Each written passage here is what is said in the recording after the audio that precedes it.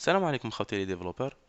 حبيت نهضر لكم اليوم على les nouvelles fonctionnalités de Internet Explorer 9 et l'intégration à Windows 7. Donc, si vous êtes familier avec Windows 7, على بالكم بلي عندكم une barre de tâches هنايا. Vous pouvez utiliser directement des applications تاعكم telles que Outlook, Excel, Word, etc. Donc, إلا نفتح Internet Explorer 9 تاعي نقدر نشوف بلي j'ai une nouvelle fonctionnalité pour intégrer directement mes sites préférés à la barre de tâches تاعي. Donc, si je prends l'icône هذه, hop, je peux faire glisser l'icône de Facebook sur ma barre de tâches, pardon. Donc là, ce que je remarque, c'est que mon Facebook agit directement comme si c'était une application qui tournait directement sur mon Windows 7 et non une application web. Donc, euh, si je clique avec le bouton droit de ma souris, donc je peux voir que j'ai ce qu'on appelle des jump lists, donc des liens directement à des pages de mon Facebook.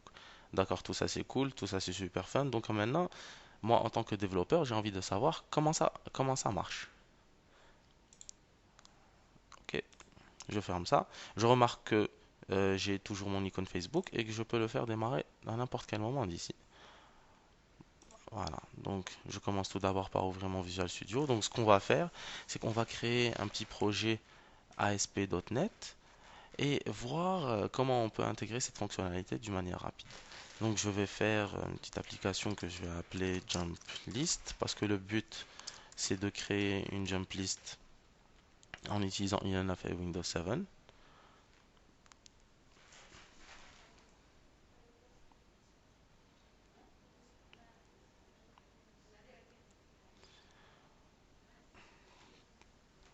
Voilà, là j'ai mon application ASP.NET qui est déjà créée. Bon, si je lance mon application, vous avez remarqué que c'est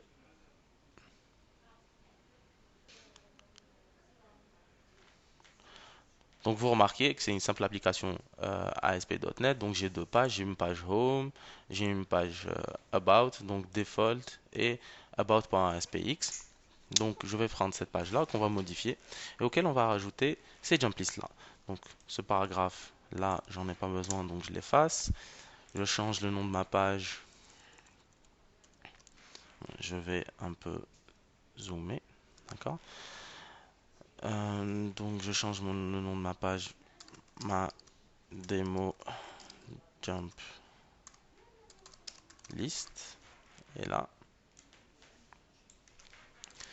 bienvenue sur ma démo jump list. Hop, liste sur AI. Wouhou. Comme ça va faire genre cool. Donc, comment je peux intégrer ces jump lists là? Ben, au fait, c'est très simple. Là, j'ai mon header. Et ce que je vais faire, c'est que je vais ajouter trois lignes qui vont faire que quand je vais cliquer sur ma page avec le bouton droit, je pourrai accéder directement à ces jump lists là et donc à ces raccourcis là. Meta, je vais appeler ça ms application.task. Ok, et je vais lui rajouter du contenu. Donc mon contenu, c'est tout d'abord,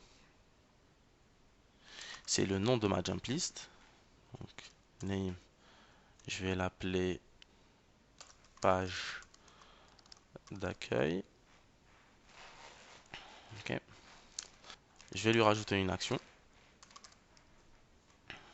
D'accord, donc quand je vais cliquer, elle va me diriger vers default.spx.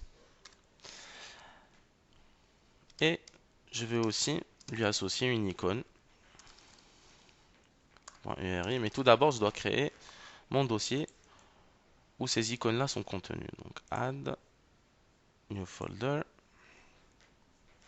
que je vais appeler icons.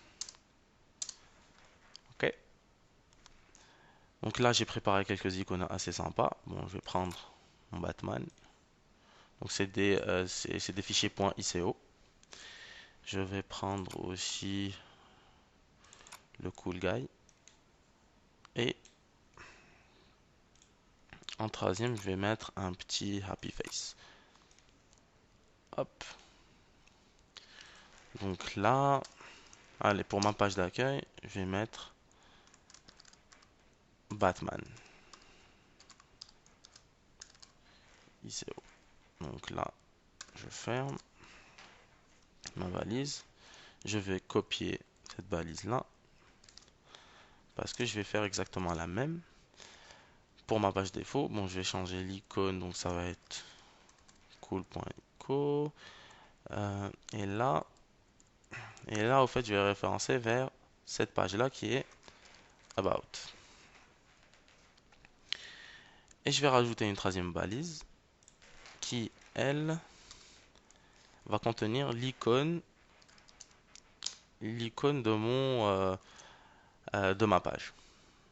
Ok. Shortcut icône. Vous voyez que là l'intelligence m'aide énormément, donc là et là je vais référencer vers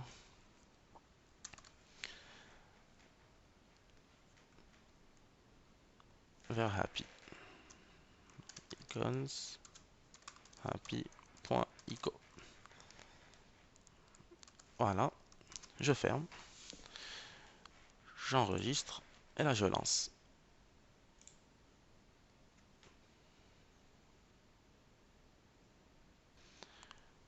Donc là, j'ai ma page avec mon icône que je vais glisser directement sur ma barre de tâches. Hop. Quand je clique bouton droit, j'ai ma page d'accueil. Ah, là je dois changer de nom. Donc je fais une petite erreur. Hop. Là, je vais pas l'appeler page d'accueil deux fois. Donc ça, c'est mon à propos. Je vais d'ailleurs enregistrer. Et hop. Il faut que hop que je redémarre. Allez, je vais redémarrer. Donc je vais redéplacer mon icône. Hop, ici. Et là, j'ai mes jump lists, donc vers ma page d'accueil et vers ma page à propos. Donc là, si je vais sur ma page principale et que j'appuie sur F12 pour lancer le Developer Tool, je vais avoir le code HTML de la page. Donc là, ce que je peux voir, c'est que même si nous, on a utilisé Visual Studio ASP.NET pour créer la jump list, on peut le faire avec n'importe quel éditeur de HTML en ajoutant les mêmes balises. Donc je vois là que c'était uniquement de l'HTML. Donc voilà, hop, je ferme le tout. Donc dans cette webcast, on a vu comment créer des jump lists en ajoutant de simples codes HTML à notre site web. Donc c'est très simple, je vous encourage vivement à utiliser IE9 et les différentes fonctionnalités avec Windows 7. Je vous remercie et je vous dis à bientôt.